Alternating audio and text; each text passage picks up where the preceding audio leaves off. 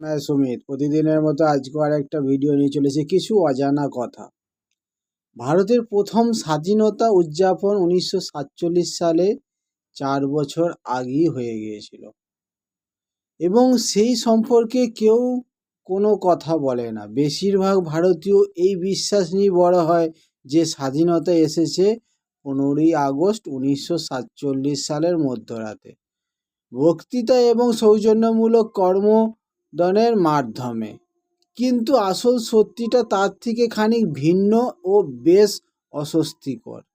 যখন প্রথমবার মুক্ত ভারতীয় ভূমিতে ভারতীয় তিরঙ্গা উত্তোলন করা হয়েছিল, সেই সময় সেখানে না ছিলেন নেহেরু, না ছিল দিল্লি, আর নাই ছিল 1947 সাল। এই ঘটনা ঘটেছিল নেতাজি সুভাষচন্দ্র বসুর হাত ধরে 30শে ডিসেম্বর 1943 সালে আন্দামান ও নিকোবরের পোর্ট ব্লেয়ারে। আজকের মতো বা পোর্ট ব্লেয়ার একটি সুন্দর পর্যটন কেন্দ্র ছিল না। সেই সময় এই জায়গাটা পরিচিত ছিল কালাপানি নামে। এটি ছিল ব্রিটিশ শাসনের সবচেয়ে নিষ্ঠুর অত্যাচারের দ্বীপ। এখানে ভারতীয় বিপ্লবীদের শাস্তির জন্য পাঠানো হতো এবং ভারতীয়দের নিষ্ঠুরভাবে মারা ও নিষ্ঠুরভাবে না খাইয়ে রাখা ও ভয়াবহ অত্যাচারের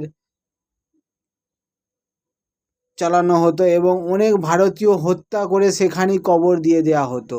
ব্রিটিশরা এই দ্বীপকে ব্যবহার করতো ভারতের মনোবলকে ভেঙে দেওয়ার জন্য।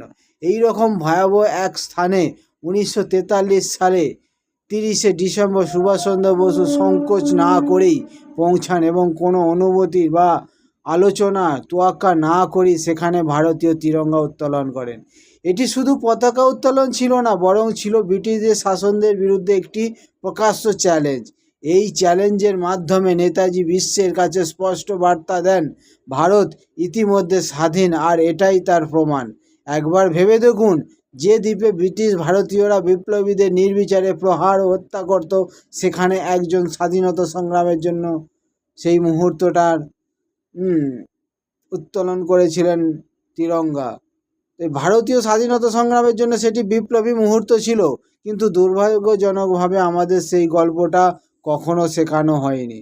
সুভাষচন্দ্র বসু স্বাধীনতার জন্য আবেদন বা ভিক্ষা চাননি, ব্রিটিশদের দয়াও করেননি। তিনি স্বাধীনতা ঘোষণা করেছিলেন এবং এটাই আমাদের ভারতীয়দের বোঝা উচিত, স্বাধীনতা আমাদের কাছে শান্তিপূর্ণভাবে আসেনি। সুভাষচন্দ্র বসু পুরো এই সরকার তৈরি করতে হয়েছিল, যার নাম ছিল আজাদ হিন্দ সরকার।